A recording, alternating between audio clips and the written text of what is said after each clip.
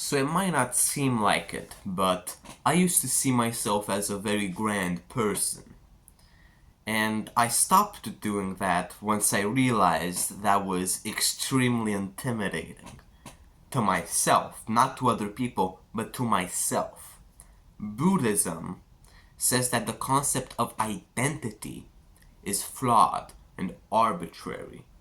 And you shouldn't really care about how many titles you have.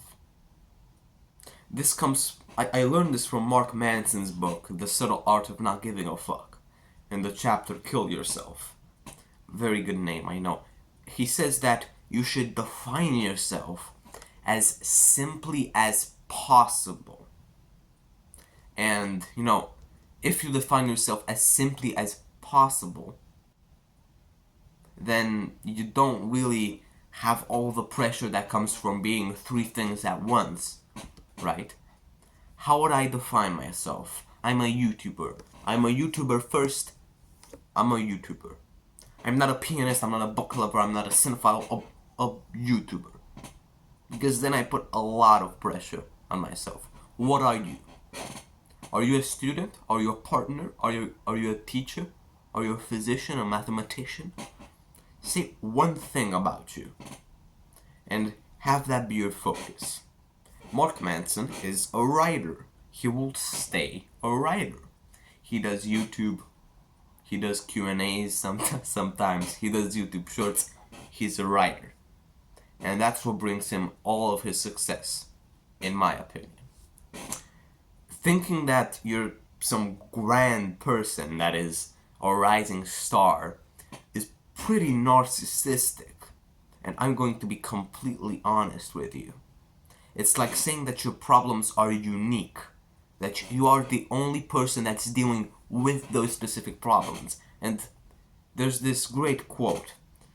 I forget who says it, but you think your problems are so unique, and then you read, honestly. Your problems are not unique. Even if you're divorced and, let's say, what would a divorced person have problems with?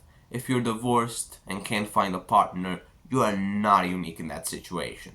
There is no point in thinking that you are unique. So many other people have dealt with it along the course of history. Honestly, if you want to stop being so narcissistic in your identity, I would probably just read more. Because you find a lot of your problems in the problems of characters, of people, you should read if you want to be more modest. And that's what will save you. Modesty.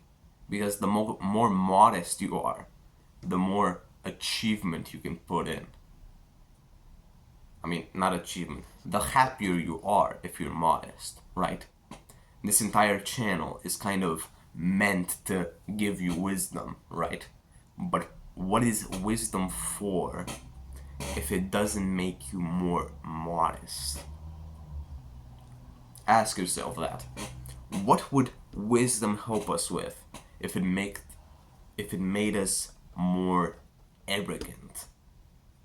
We wouldn't want it. That is crucial to understand, that we wouldn't want wisdom if it didn't make us more modest.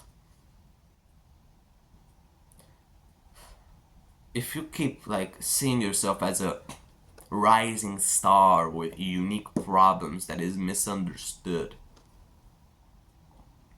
then you will never become that star. Be modest. Just classify yourself as simply as possible, but in a way that still makes you happy with who you are. I'm happy to be a YouTuber. I'm always going to be happy being a YouTuber. Maybe you can be happy being a YouTube fan. Maybe you can be happy being a doctor. There is so much happiness that you can get from a modest identity. There is no point in trying to cram up your image of yourself with random things that you probably don't care about. So, an actionable step: look at what you think about you it will be very hard to kind of get rid of the things that don't matter, but eliminate them. Just like druggie eliminates the drug, it will hurt at first, but the process is the hard part, and then there's a big reward. There's a big evolution from that, and you'll be happy to evolve. Actionable step: define yourself as simply as possible on a piece of paper in your journal. It doesn't matter. Just define yourself in a way that makes you more modest, because that is the thing that will save you from a ton of pain.